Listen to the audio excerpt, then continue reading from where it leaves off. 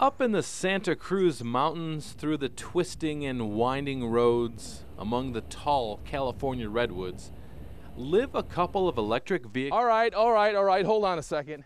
Before we go any further with this story, there's a few things you need to know about me. First, I still record all of my TV shows on VHS tape.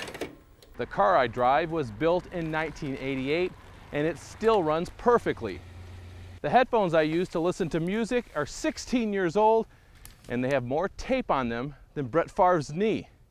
Heck, if my wife hadn't bought me an iPod, I'd still be rocking my jams on cassette tape. Now, the point of this isn't to tell you that I'm a cheapskate. It's just I don't find a reason to throw something out when it still works perfectly fine. So when I heard that you could get an electric car without buying a new one, I had to check this out. Back to your program. Live a couple of electric vehicle pioneers, Mike Brown and Sherry Prang, Mike and Sherry? owners of Electro Automotive. Hi, Lee Patrick Sullivan. Hi, Sherry Prangy. Nice to meet you, sir. I've heard a rumor that this Volkswagen right here is an electric car. I didn't think Volkswagen had electric cars. We had them first. Oh, you had them first? They had theirs first because they've been making electric car conversion kits for 31 years. Each kit is custom made. Electric Automotive provides the step-by-step instructions on how to rip out the car's engine, fuel lines, radiator, and gas tank. Brown says he designs them so even the novice mechanic can electrify their ride. This is what a conversion looks like under the hood. Lead-acid batteries. You know, the same ones you find in golf carts. But if you string them together, you get power. So these are, I'm counting 1, 2, 3, 4, 5, 6, 7, 8. So 8 lead-acid batteries, and you said there's some more in the back of the car as well. There's another 8 in the back of the car and 2 more underneath what would be the back seat. The conversions plug into a normal home outlet. No need for a fancy charging station. The kits cost around $10,000 for cars they already have specs for, like the Volkswagen Rabbit and a couple small pickups. The cars get 40 to 60 miles on a charge. A Porsche 914 that was converted is getting 100 miles per charge, but Brown says that's not typical. Now, I have a 1988 Fiero GT. Would that be prime for conversion? Yeah, a lot of people do Fieros. So that I could turn my Fiero into an electric car? Yes, sir. How much would that cost? Probably about 10 to 12 with batteries, and depending on how crazy you get about the battery boxes and so forth.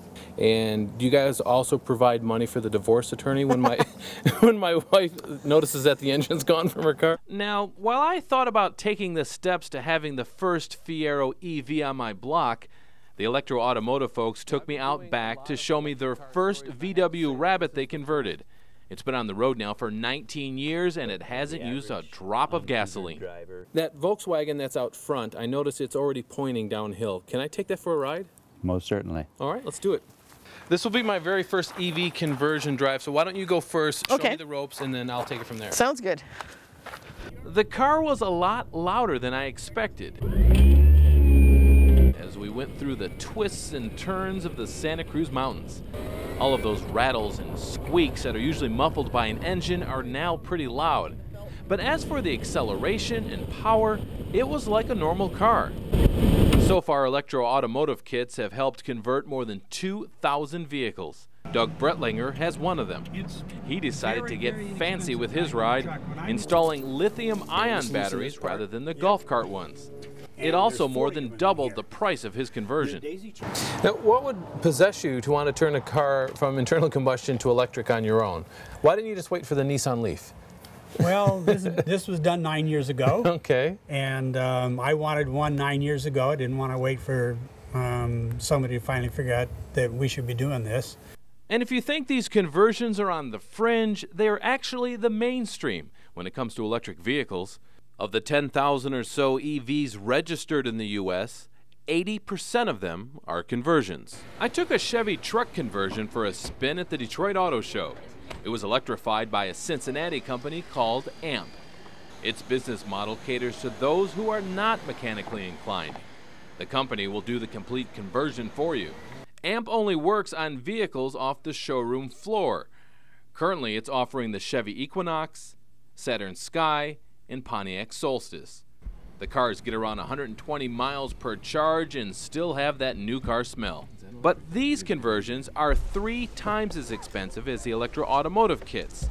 Plus, you have to add the additional cost of a new car. But conversions could be on the fringe really soon, with the flood of electric cars expected to hit the market. Is there any nervousness about your business model that there's going to be some affordable electric cars coming out in the next year? Yeah. As for Douglas Bretlinger, he won't be buying a Leaf. He's working on his newest conversion, a 1982 Fiat 124. Does this have more to do with that you like to tinker with things and less to do with trying to save the earth? More about saving the earth. More about saving the earth. Absolutely. For Mike Brown, how much of your business plan is that you want to go out and save the earth, and how much of it is that you just love electric cars? I like to eat. Oh, okay. Oh, so you do this for money? Damn right. All right. well, they won't be getting any money from me on this trip. It turns out these kits are designed for manual transmissions, not automatics like mine. So my Fiero engine, not to mention my marriage, are safe for now. On the outskirts of Santa Cruz, California, Lee Patrick Sullivan, Energy Now.